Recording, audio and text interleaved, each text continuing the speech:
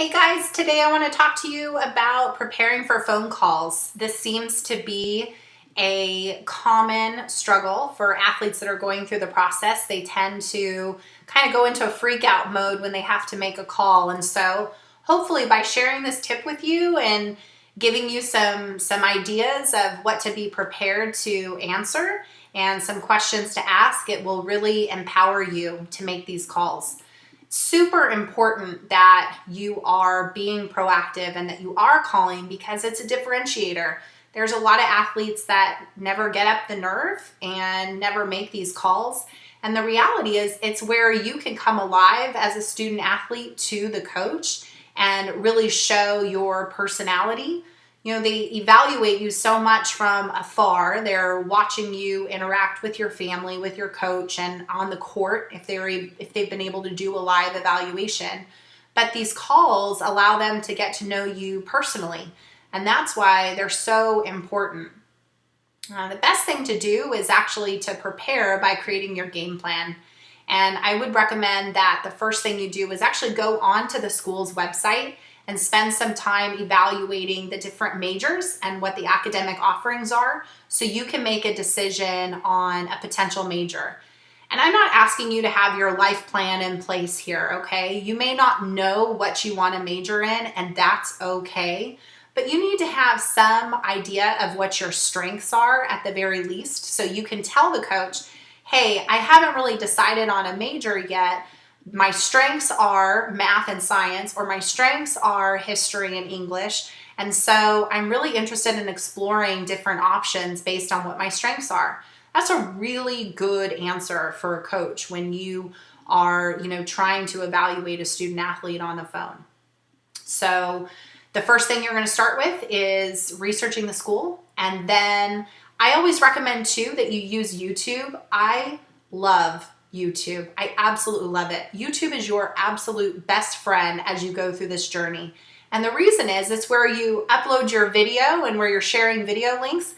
And also it allows you to go on and you can watch coaches' interviews. You can watch campus tours, which I absolutely love. The campus tours give you a feel for the school and the community, the student body. The admissions departments a lot of times interview different department heads, and so they talk about what they're known for or what the strengths of the program are. And I always find that so interesting. So as a student athlete going this process, I would highly recommend that you get on YouTube and you do some homework on the school so you have some idea about what the school's about and what they offer. The next thing is when you're scheduling the call, you need to get the contact information of the coach. A lot of times it's in their signatures, and so if you've already been going through the recruiting process, you're going to see in their signature what their mobile number is.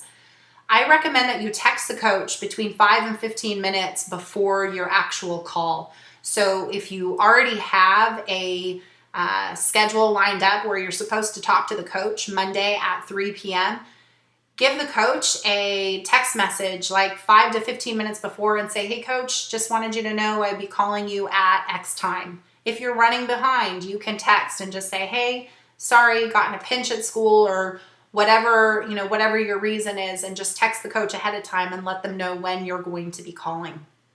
When you call the coach and you get them on the phone, you want to ask, the first thing you want to say is, hey coach, this is so-and-so.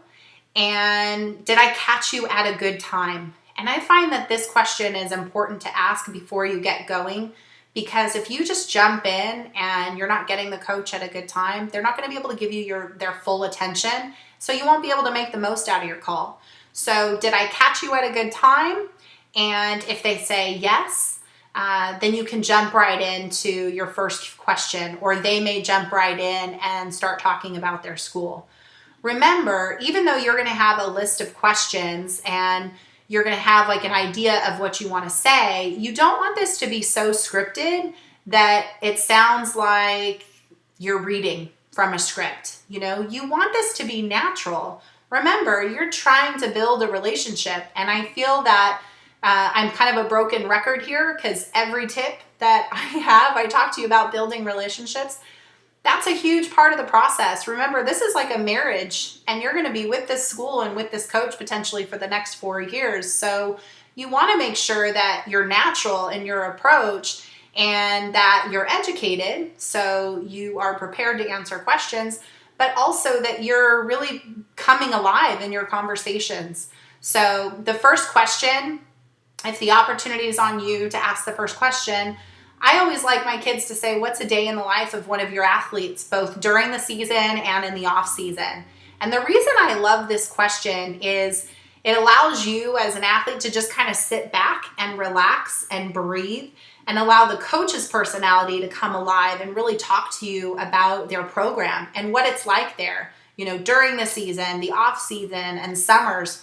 Those are, really important facts for you to have. So you want to sit back and relax, but you also want to be taking notes, because the information that's shared with you in these conversations is really going to help you with creating your blueprint and how you're going to follow up with these coaches in the future. So you definitely want to be taking notes and listening to what the coach has to say. And at that time, it really allows you to kind of take a deep breath and relax. The next question I like you to ask is, what's your coaching style? And the purpose for this question is for you to get a better understanding of how this coach runs their program, and for you to try and envision yourself to see, is this something that's different than what you've ever experienced, or is this coach similar to a coach that you've trained with in the past?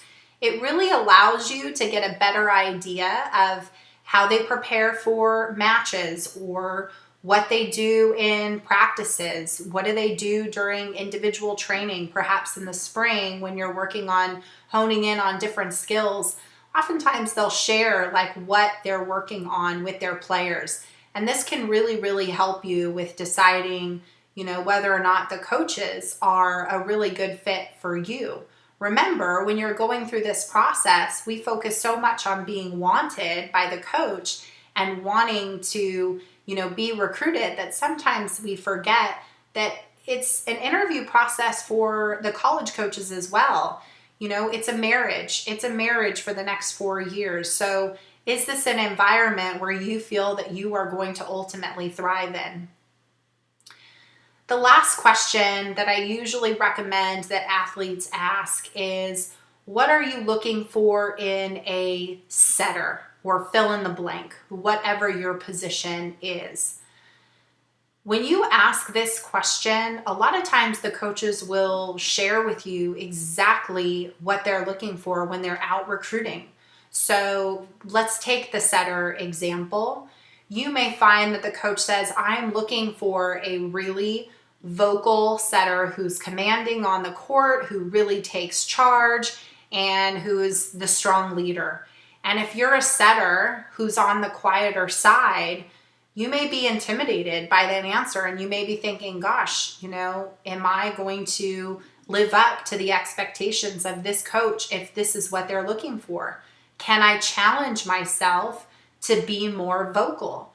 And it will allow you to walk away from the conversation and have new ideas about how you can improve as a setter in this example. So you may walk away going, gosh, I really want to work on this skill. And you may even talk to your club coach about it.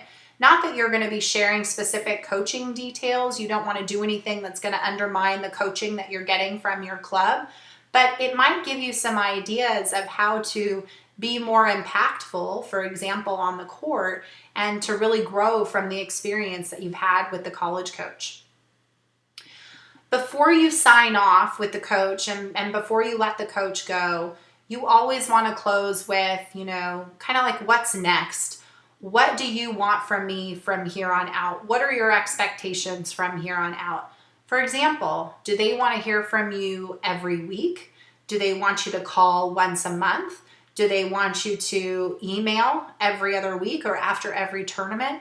Allow for the college coach to really describe to you what they want in the future, because like I said, it's going to add to that blueprint that I was talking about early on. All these notes, everything that you're doing, you're taking notes, you're building a strategy for success in this recruiting process. with every different coach that you're talking to, with every program. It's giving you an idea of what they're looking for, and it's helping you probably discover as well what's important to you. What do you want in your college experience?